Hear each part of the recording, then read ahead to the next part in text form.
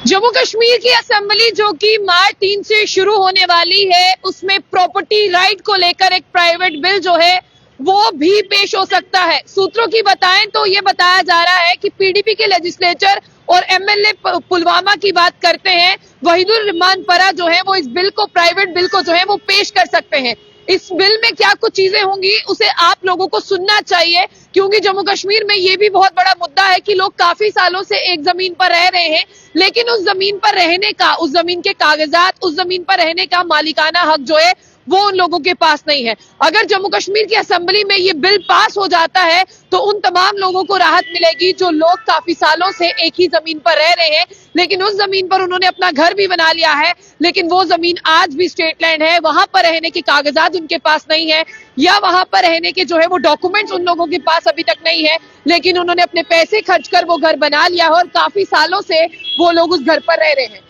लेकिन पूरा बिल क्या होगा, इसमें क्या सब चीजें होंगी, उसके बारे में जो है वो आप लोगों को सबसे पहले बताते हैं। आपको बता दें कि वहीदुर रहमान परा की अगर हम बात करें, वो एक ऐसा बिल पेश करने वाले हैं जो प्राइवेट बिल तो होगा, लेकिन जो इंट्रोड्यूस करेगा कि प्रॉपर्टी राइट, यानी अगर ये व्यक्ति जो है इसके पास पीआरसी सर्टिफिकेट है और ये 20 सालों से इस जमीन पर रह रहा है, इसे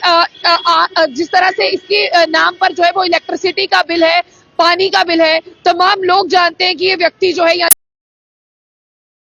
समय से आप ये सुन रहे हो कि जिस तरह से जेसीबी चलती है, जिसे आप पीला पंजाबी कहते हो, वो चलती है और लोगों के बने बनाए घर, लोगों के ट्रिपल स्टोरी, डबल स्टोरी घर जो है वो एक ही मिनट में तबाह हो जाते हैं, जिससे जम्मू कश्मीर के लोगों में नेगेटिविटी ज्यादा फैल रही है। उन्हें जम्मू कश्मीर में रहने का खतरा जो है वो ज्यादा लग रहा है कि ये सरकार है या ये केंद्र सरकार है, ये हमारे बारे में सोच नहीं रही। इसलिए जम्मू कश्मीर के पीडीपी के लेजिस्लेचर की बात करते हैं, वो इस बजट सेशन में एक बिल लाने वाले हैं जो मार्च 3 से शुरू होगा, और जिसमें साफ तौर पर यह लिखा होगा कि जिस व्यक्ति ने ये घर यहाँ पर बनाया है, ये घर पर जो है पूरा का पूरा हक इसे दे दिया जाए और इसका घर इन फ्यूचर जो है वो ना तोड़ा जाए। इस तरह से जो है इस बिल में पेश किया होगा। आगे आपको ये भी बता दें,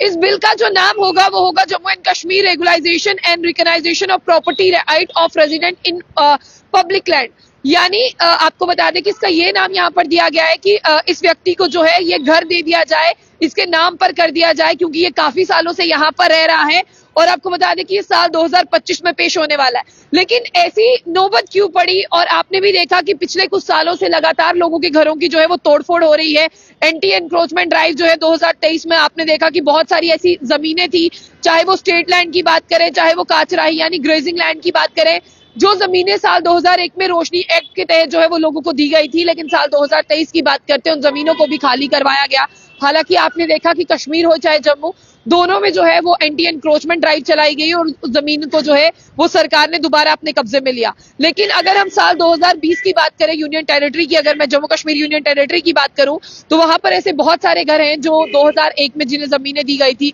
आज उन लोगों ने अपने अपने घर जो है वो वहां पर डाल लिए हैं। लेकिन घर डालने के बावजूद भी आज उन लोगों को ये खतरा सताया जा रहा है कि कब सरकार आएगी या कब कोई जेसीबी लेकर आएगा, हमारा घर जो है वो तोड़ दिया जाएगा। इसलिए फिलहाल आपको बता दें कि जो रोशनी एक्ट के तहत जो है यहाँ पर जो प्रॉपर्टी राइट्स की बात करते हैं, 20.55 लाख कनाल जमीन यानी 1,02,750 हेक्टर जो है वो ऑक्युपाइड थी, जिसमें से आपको बता दें कि 15.85% ही लैंड जो है वो अप्रूव की गई थी ऑनरशिप राइट्स के लिए। अभी जो जमीन बची है, जिस तरह से आप ये भी जानते हैं कि इसे अनकॉन्स्टिट्यूशनल डिक्लेयर कर दिया गया था जम्मू कश्मीर हाई कोर्ट की तरफ से 2020 में। और सत्यपाल मलिक की बात करते हैं, जो फॉर्मर गवर्नर रह चुके हैं जम्मू कश्मीर में, उन्होंने नवंबर 28